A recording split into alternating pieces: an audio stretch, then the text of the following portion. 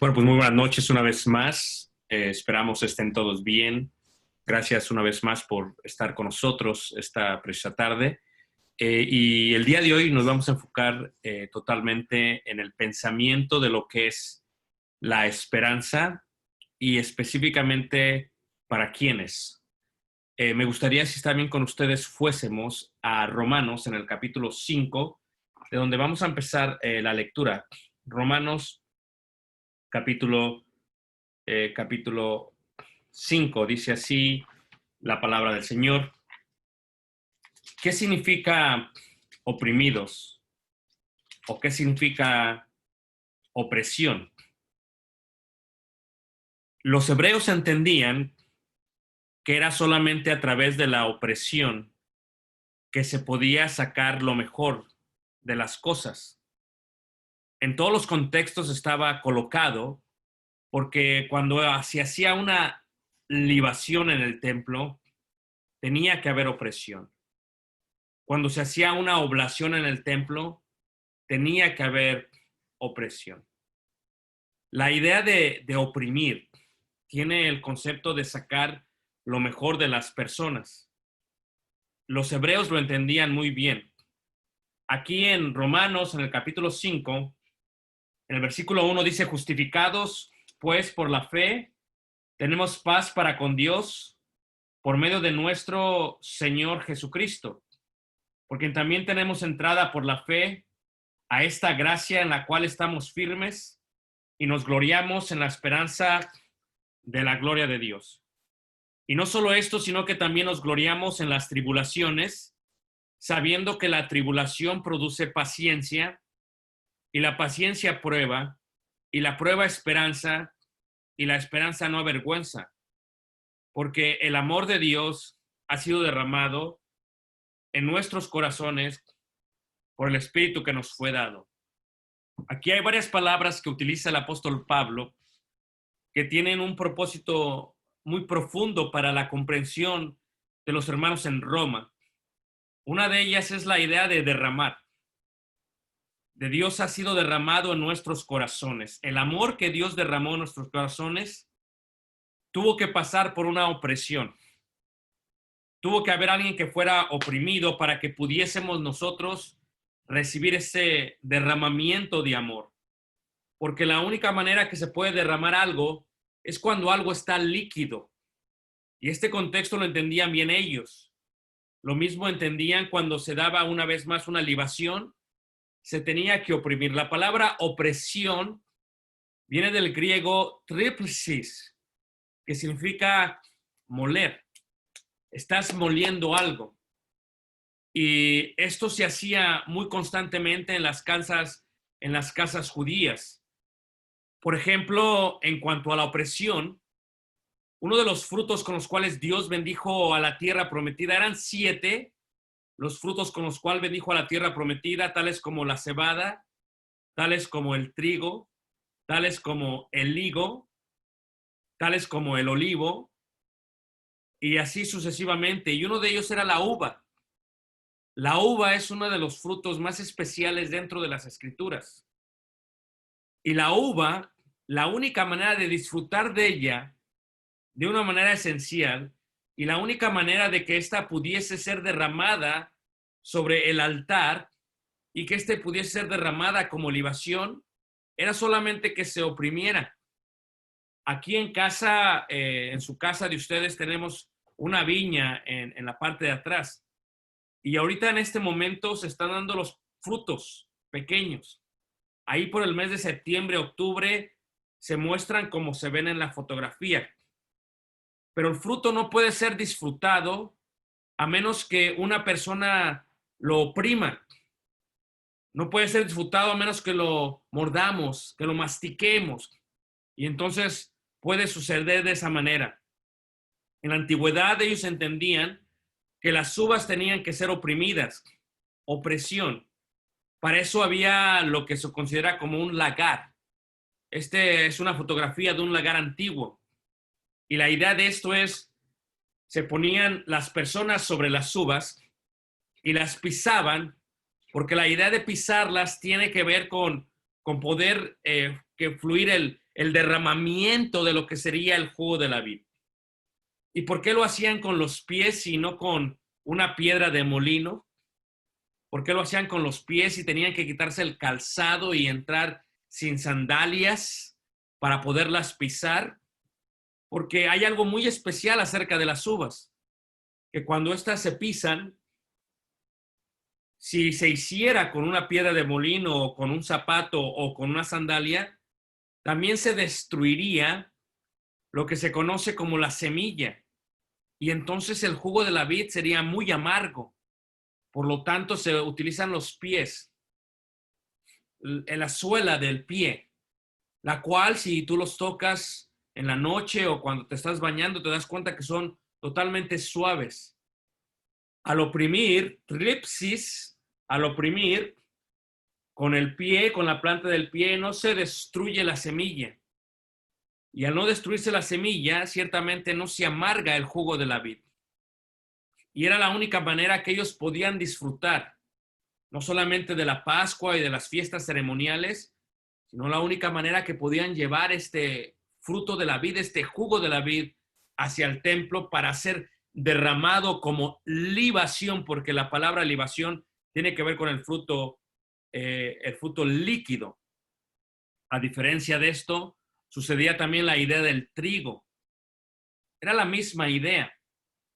El trigo se tomaba en la cosecha, después se aventaba con el aventador hacia el cielo y el viento quitaba todas aquellas partes secas que quedaban, aún la misma cáscara de lo que es el trigo, y el trigo simplemente caía.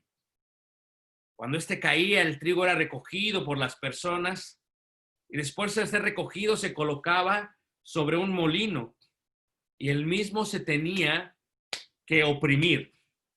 Se oprime, pero se oprime de una manera suave para que eventualmente el trigo quede en polvo y el polvo pueda ser amasado con aceite, porque todos los frutos presentados en el templo, especialmente en la mesa de la proposición, llevan aceite y todas las oblaciones, todas las ofrendas llevan aceite con este trigo mezclado y se coloca lo que es el pan. El pan se colocaba en hornos y al colocarse en hornos pasaba por un fuerte fuego. No solamente era la opresión del molino, sino también era el fuego, el cual a su temperatura exacta, no más, no menos, no más para que no se queme, no menos para que no esté aguado, para que pueda soportarse la textura del pan.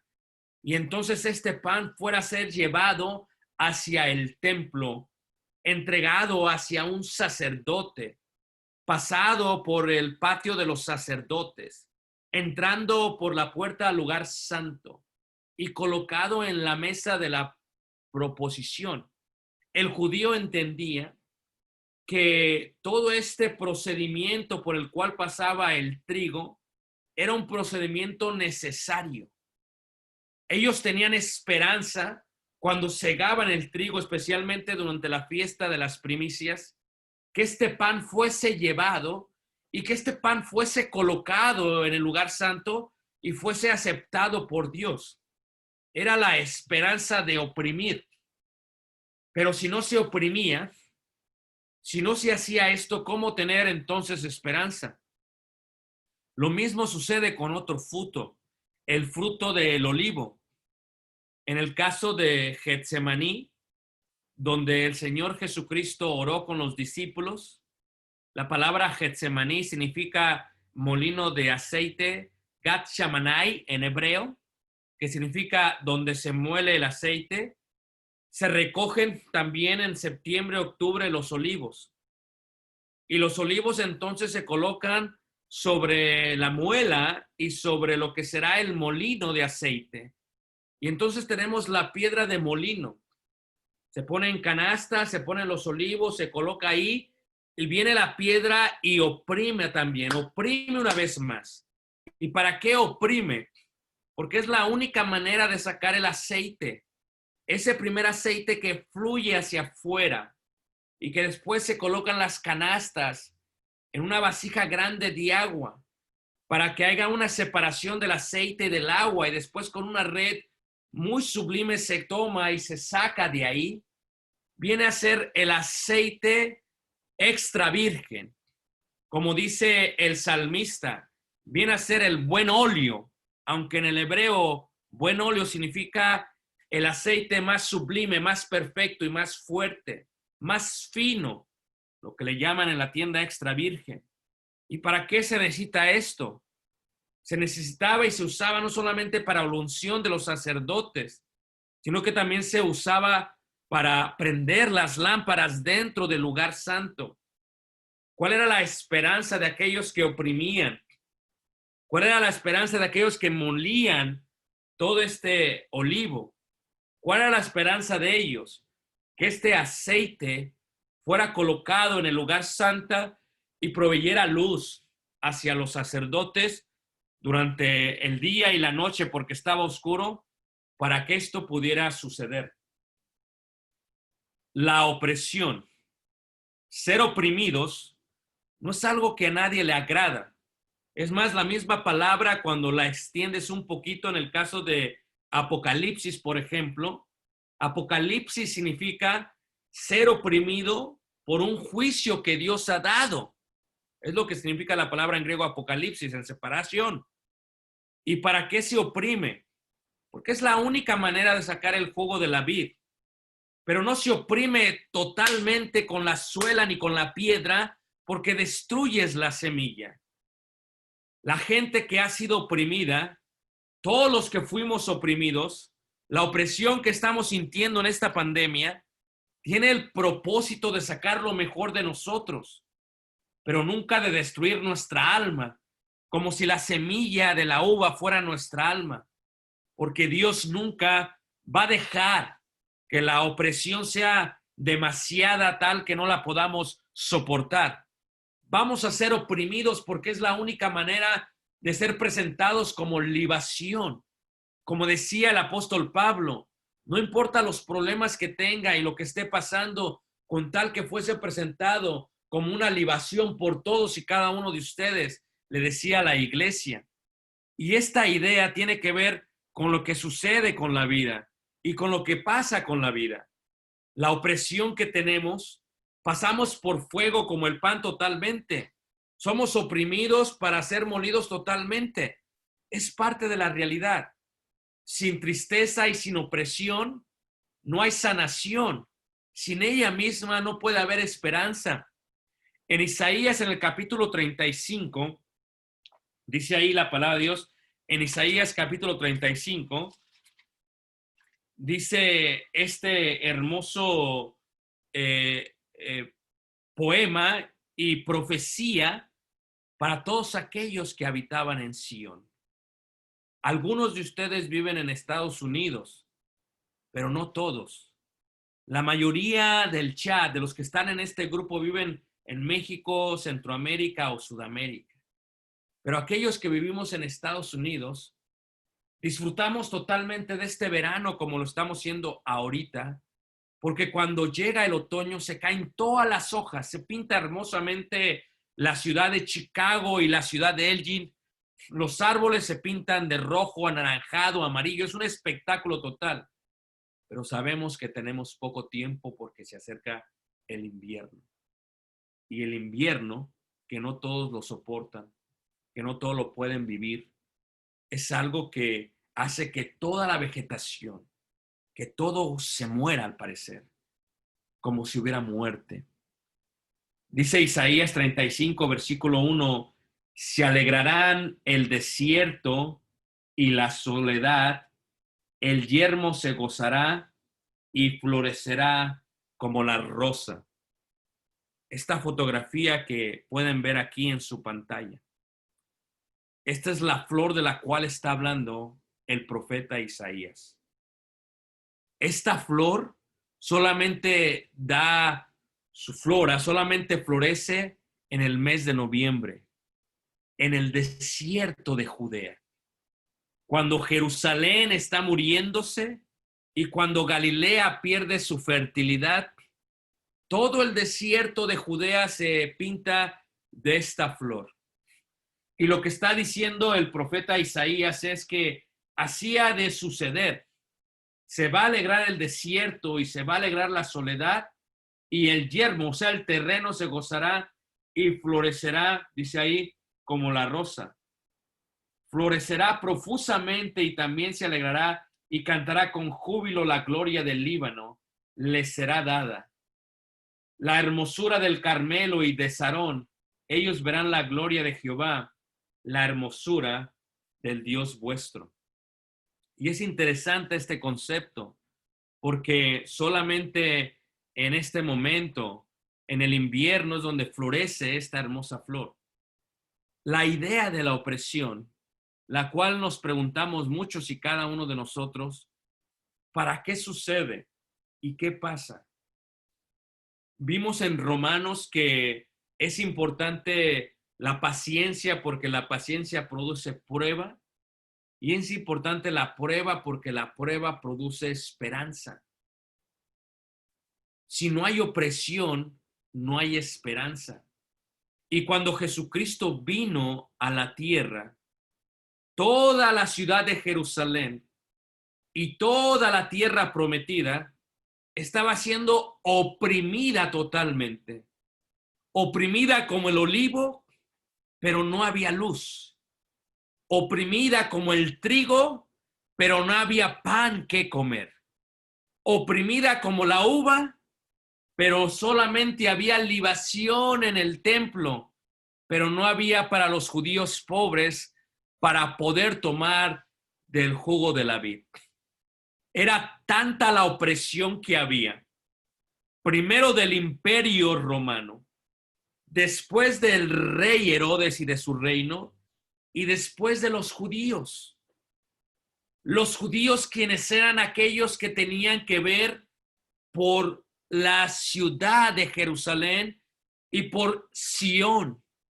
Cuando el profeta explica esto, se muestra de una manera increíble lo que ha de acontecer, donde la gente se está muriendo, donde los judíos no tienen que comer, donde los fariseos se están preocupando más por la ley de Dios y no por la gente que está siendo oprimida, donde los herodianos se hacen ricos porque han establecido terrenos y están cobrando impuestos y están rentando de una manera increíble, donde la ley de Moisés se ha colocado a un lado o solamente se ha puesto en las puertas, solamente se han puesto en las entradas y en las frentes de los judíos, pero la misma no está siendo aplicada para la opresión que tiene el pueblo. Cuando Jesús vino a la tierra, llegó la esperanza para todos aquellos que estaban oprimidos.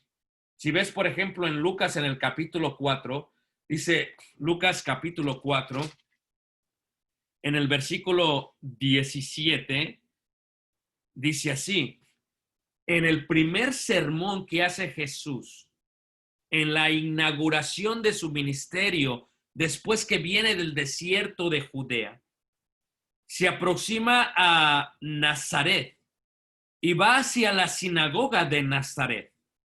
Y cuando llega a la sinagoga de San Nazaret, donde él había crecido, donde lo habían visto como el hijo de José, donde lo veían simplemente como el hijo del carpintero, se le da la oportunidad de pasar al frente de todos los judíos, y el ministro le entrega los rollos para que él pueda profetizar y hablarles a ellos.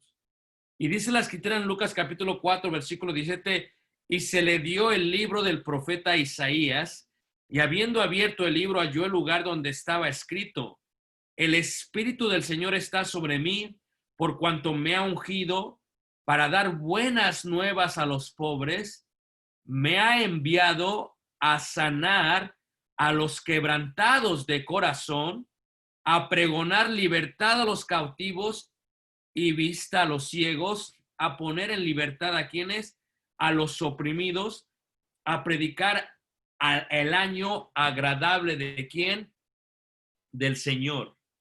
Cuando ves a Jesús y llega a la tierra, llega la esperanza sobre todos aquellos que estaban siendo oprimidos. Es cuando hay opresión, cuando te está colocando la prueba por el juicio de Dios, de alguna otra manera, uno la puede soportar cuando hay una esperanza. Pero esto no era el texto ni el contexto que estaban pasando los judíos. Para ellos no había ninguna esperanza. Estaban siendo pisoteados en el lagar por el Imperio Romano, pero no solamente se les estaba sacando todo el jugo que les podían sacar en la parte económica, sino que aparte se estaba amargando su vida. Los estaban pisando, pero no los pisaban como se pisaban en el lagar sin las sandalias. Los pisaban con las sandalias. Los pisaban con piedras y estaban totalmente oprimidos. Dirías, bueno fuera que hubiese una opresión económica por parte del Imperio Romano, pero luego también el rey Herodes añadía el impuesto sobre ellos.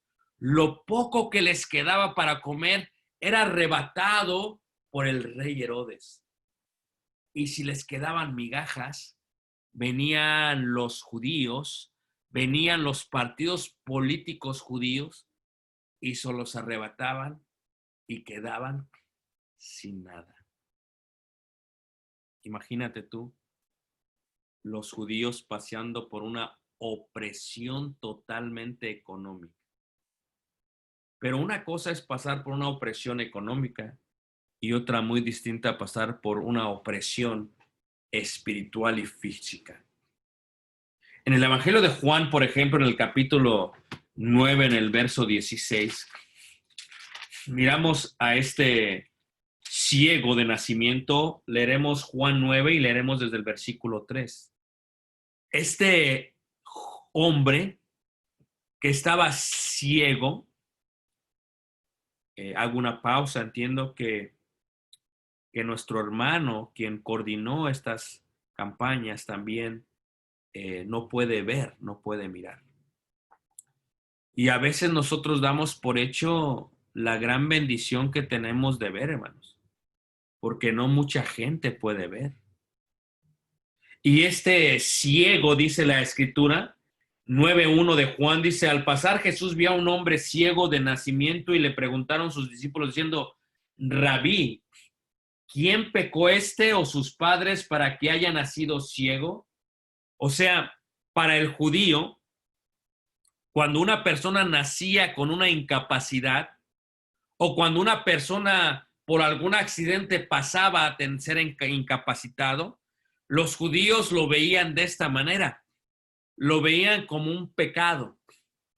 Era el resultado de un pecado. Así que este ciego, tienen que imaginárselo a él. Porque si se lo imaginan a él, es increíble cómo de pronto, por todo el tiempo de su vida, desde que este ciego estaba pequeño, recibió una opresión sentimental.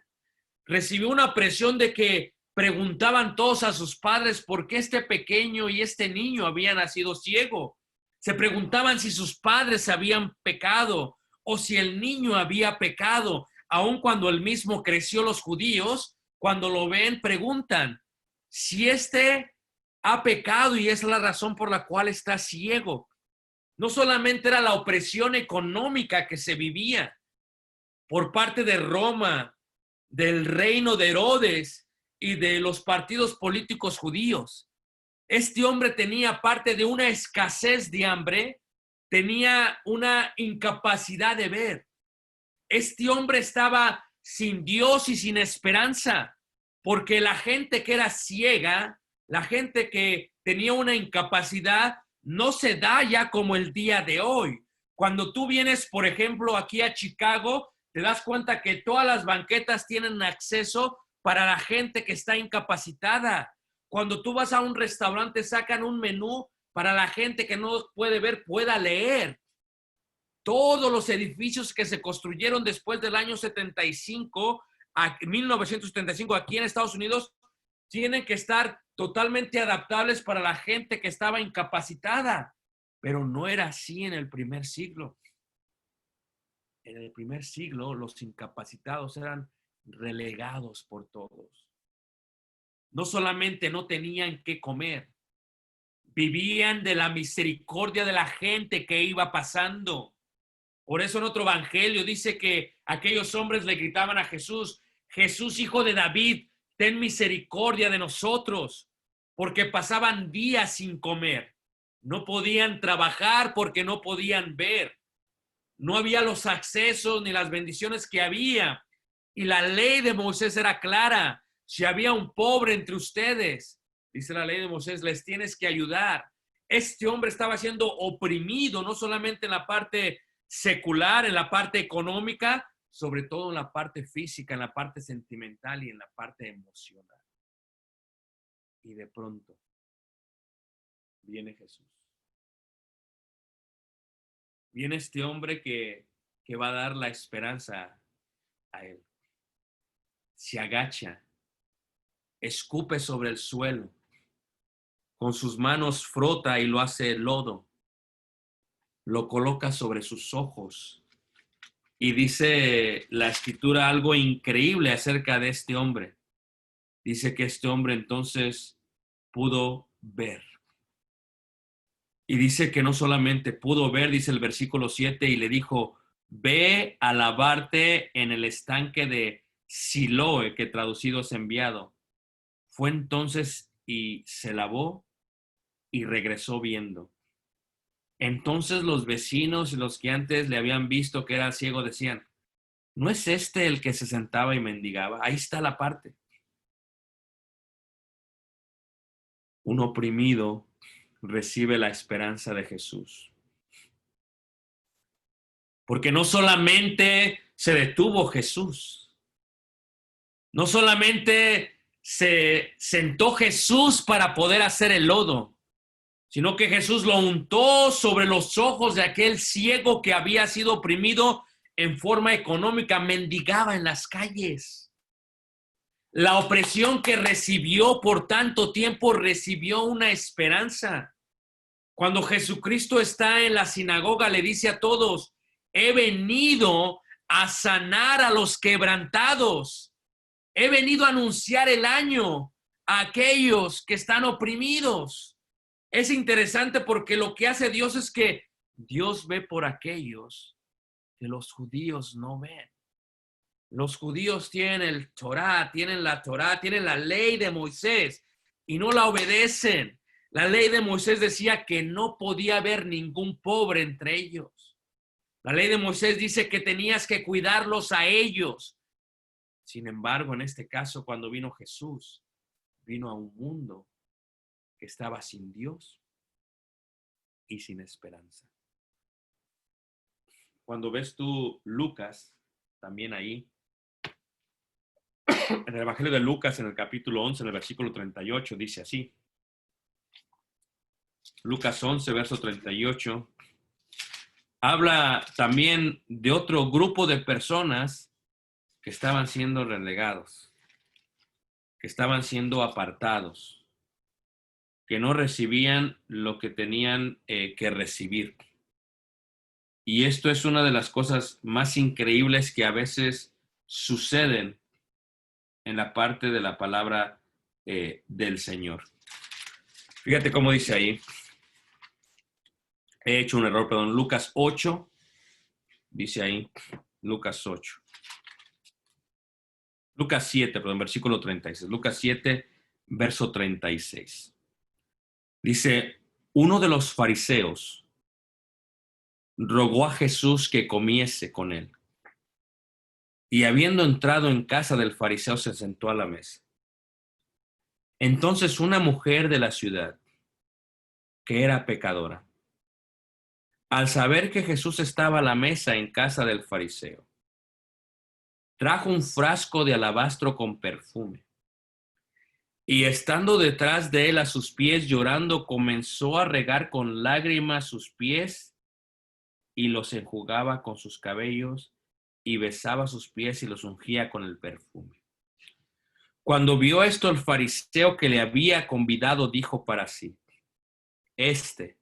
si fuera profeta, conocería quién ¿Y qué clase de mujer es la que le toca? Que es pecadora. Esta mujer había y estaba siendo oprimida en forma distinta que el ciego. Esta mujer no tenía problemas con dinero. Dinero lo tenía. ¿Y cómo sabemos? Porque la Biblia lo indica. Dice que tenía un frasco de alabastro con perfume. Y el perfume era algo que era carísimo en el primer siglo. No es el perfume del día de hoy que venden en Avon. No es el perfume del día de hoy que venden en las tiendas, ni siquiera en Liverpool, que te lo colocas un poco en el cuello y en la tarde y al otro día, con el calor del verano, se deshace. Es esencia total y práctica. Es como cuando estábamos en Egipto y nos pusieron en la mesa todas las esencias de los perfumes más famosos que se hacen en Italia y Francia. Y nos dice el vendedor, mira, aquellos perfumes que se ponen en la piel allá en Francia que te cuestan 60, 70, 80, $150, solamente tienen algunas gotas de esta esencia. El perfume en el primer siglo era esencia pura y total. Se lo colocaban en el cuello, se lo colocaban en los pies o se lo colocaban en las manos. Dicen los historiadores que el mismo podía durar hasta 30 días todavía con el olor. Pero esta mujer no estaba oprimida en la parte económica porque tenía para comprar perfume. Su dolor era más intenso. Su opresión era mucho más. Si alguna vez has caminado por las calles de Ciudad de México, ahí por la Merced, donde mi madre tenía un negocio, el día de hoy te darás cuenta que toda esa calle está llena de mujeres pecadoras. O sea, mujeres que venden su cuerpo. ¿Cuánto le costó a esta mujer tener este perfume en sus manos? O más bien dicho, ¿cuántos hombres utilizaron su cuerpo y después les dieron algunas monedas, ya fuese blancas o denarios? ¿Cuánto le costó a esta mujer tomar y tener todo esto? Una mujer que vivía sin esperanza. Una mujer que solamente los hombres la veían con el propósito de comprarla y tenerla y después tirarla como si fuese una basura. Una mujer que los mismos judíos las tomaban, porque se puede ver el contexto en Juan capítulo 8 cuando aún los mayores dejaron a muchas de estas mujeres. Y es interesante esto, porque lo que le costó a esta mujer tener ello fue muchísimo dolor, muchísimo desprecio. Y escuchó de un hombre, escuchó de un tal Yeshua, de Jesús, de Nazaret, de un hombre que no se dedicaba a lo que se dedicaban todos los rabinos de aquellos tiempos, de un hombre diferente que no juzgaba, de un hombre que se sentaba con los publicanos, de un hombre que se sentaba con los pecadores, de un hombre que se le acercaban aún las rameras, las mujeres como ellas para escuchar, y él no las rechazaba como otros rabinos. Esta mujer cuando se acerca a Jesús, le da todo lo que ella tiene porque se acerca a él la esperanza que esta mujer oprimida tanto tiempo había esperado. Dice la escritura que era tanto su dolor, era tanta su opresión, que llorando ella, con las lágrimas lo colocaba en sus pies y luego los enjugaba con su cabello y luego los besaba y los ungía con el perfume. Esto es, le dio la hospitalidad más grande que cualquier mujer le había dado. Ni siquiera Marta o María hicieron eso. Ni siquiera algunos de los apóstoles hicieron eso. Fue esta mujer la que le da la hospitalidad más grande hacia Jesús. Y luego cuando los fariseos se dan cuenta quién es ella, empiezan a juzgarla y empiezan a juzgar a Jesús. Y aún Pedro no comprende esta idea, porque muchos hemos sido oprimidos en la vida, pero hay gente que ha sido oprimido de tal manera que casi se destruye la semilla o el alma. Como nuestra hermana allá en Cuba, cuando la fuimos a ver, la cual tenía SIDA. Y el hermano me dice, antes de entrar, hermano, quiero avisarte que esta hermana es muy pobre y tiene SIDA. Y no le pregunté más. Y cuando seguimos caminando hacia su casa e íbamos a entrar, me dice, lo que pasa es que ella se dedicaba a vender su cuerpo antes. Y por eso le dio SIDA.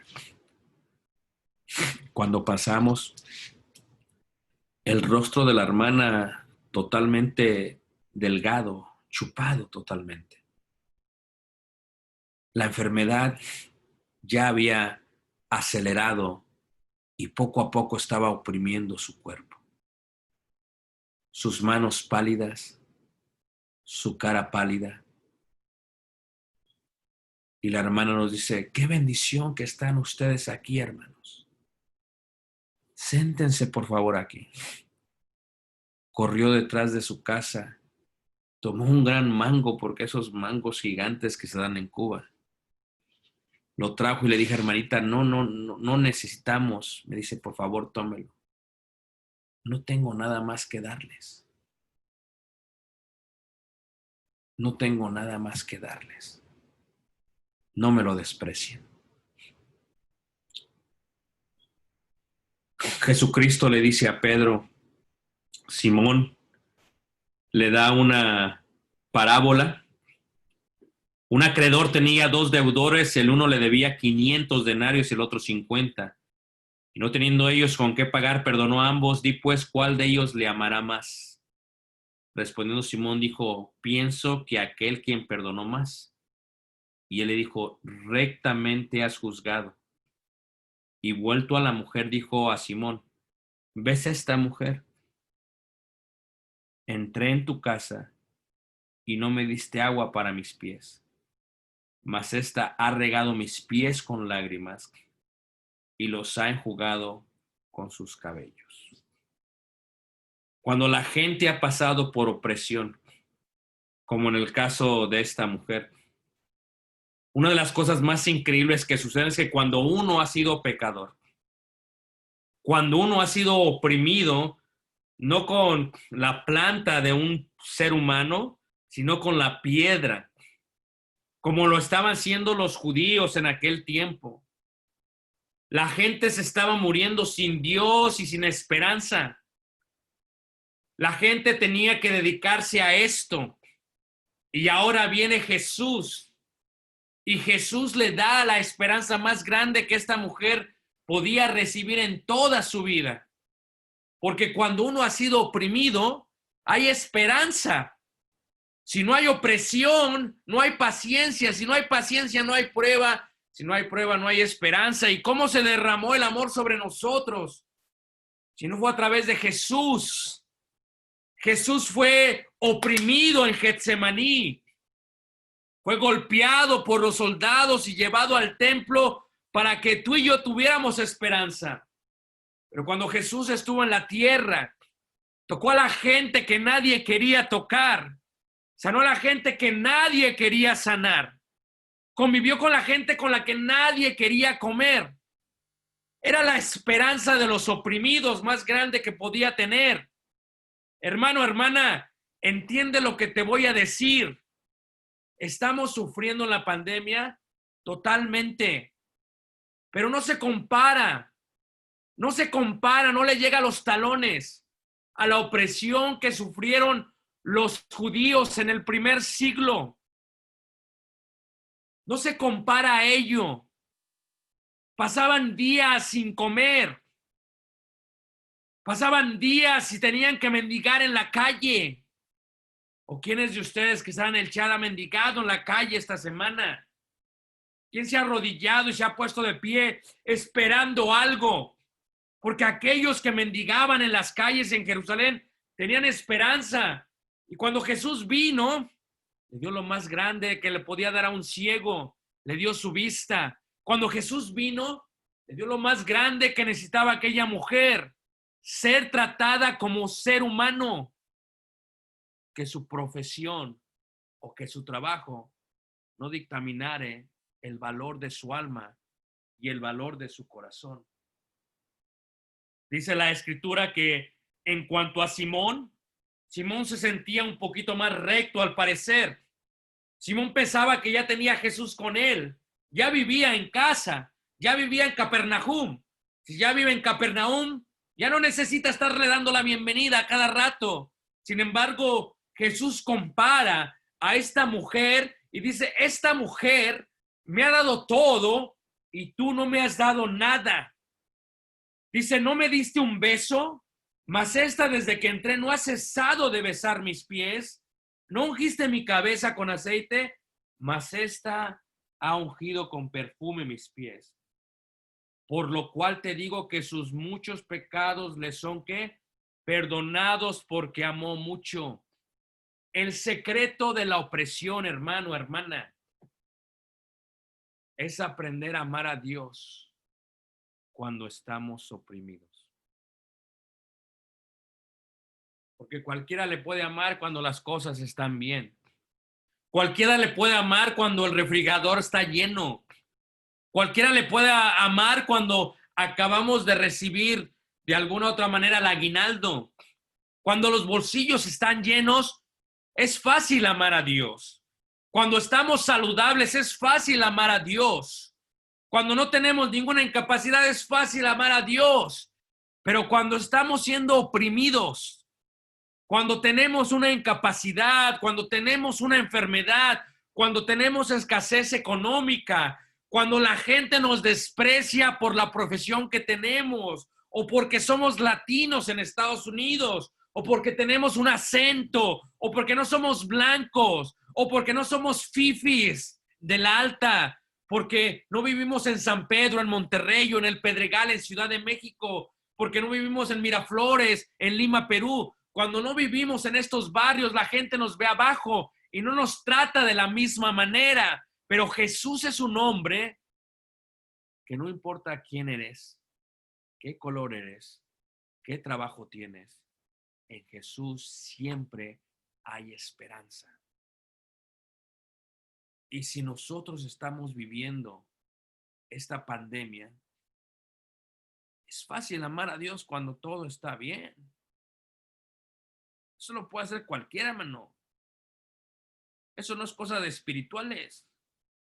Pero ahorita cuando las cosas están mal, cuando nuestros padres se enferman de coronavirus o nuestros hermanos se enferman de coronavirus y están siendo llevados al hospital y los están entubando, cuando tenemos temor de salir afuera, cuando se está acabando y escaseando las cosas porque se ha entrado en una recesión mundial y se ha anunciado ya esto, cuando no hay que comer, cuando se empieza a escasear la comida en los supermercados o en los mercados o en los tianguis, cuando las cosas están mal, cuando estamos siendo oprimidos y parece que van a tocar la semilla, cuando estamos siendo oprimidos y nos están quitando todo el jugo y todo el aceite y todo el buen óleo y lo mejor que teníamos, cuando nuestra prueba y nuestra vida está siendo colocada dentro del horno en fuego, es entonces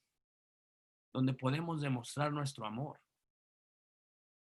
Dice la escritura que esta mujer no cesaba de besarle y dice Jesucristo ahí, dice, por lo cual te digo que sus muchos pecados son perdonados, dice, porque amó mucho, más aquel quien se le perdona poco, poco ama. ¿Cuánto amas a Dios? ¿Cuánto amamos a Dios? dependiendo el costal de pecados que consideramos traíamos cargando cuando Él nos perdonó. Pero cuando todos nosotros encontramos a Jesús, cuando todos nosotros vimos a Jesús, no con estos ojos, sino con los espirituales, dice ahí Efesios en el capítulo 2, dice ahí Efesios en el capítulo 2, en el versículo 11, tenemos que a veces acordarnos, hermanos, el tipo de personas que éramos antes de que Jesús tuviera misericordia de nosotros.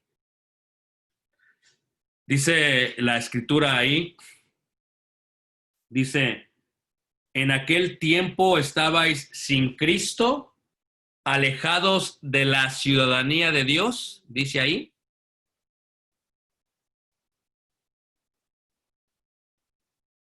Y ajenos a los pactos de la promesa. Pero fíjate cómo dice el versículo 11.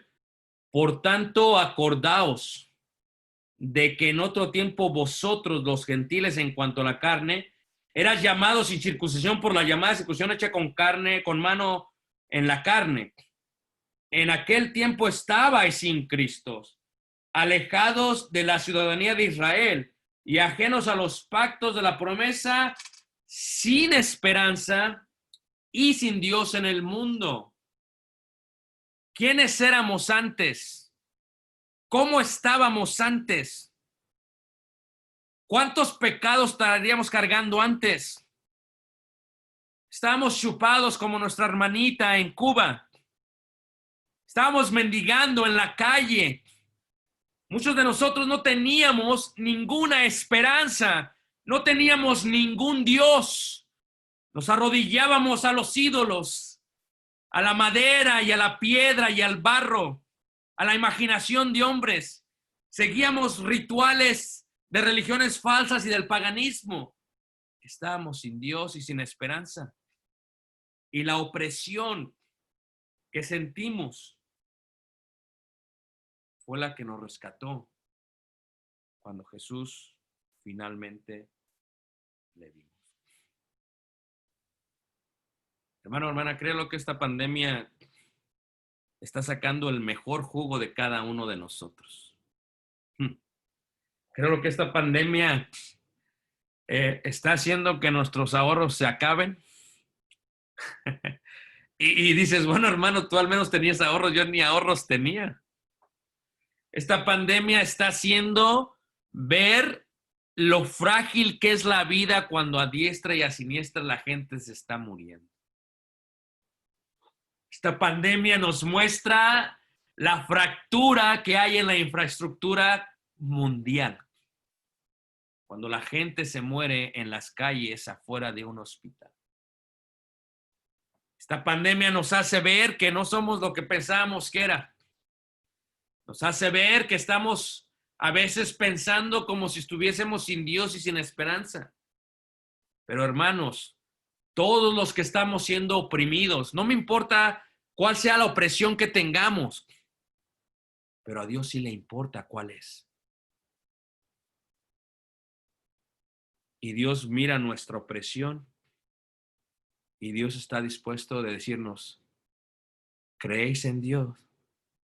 Creí también en mí. Estábamos sin Dios y sin esperanza, dice la Escritura, alejados, como el ciego en el suelo. Así llegó Jesús a mi vida y a tu vida. Como la mujer despreciada y dejada en camas ajenas, tirada, y después se le aventaban las monedas. Así llegó Jesús a mi vida. He aquí lo que está pasando es solamente un poco de tiempo en el lagar siendo oprimidos.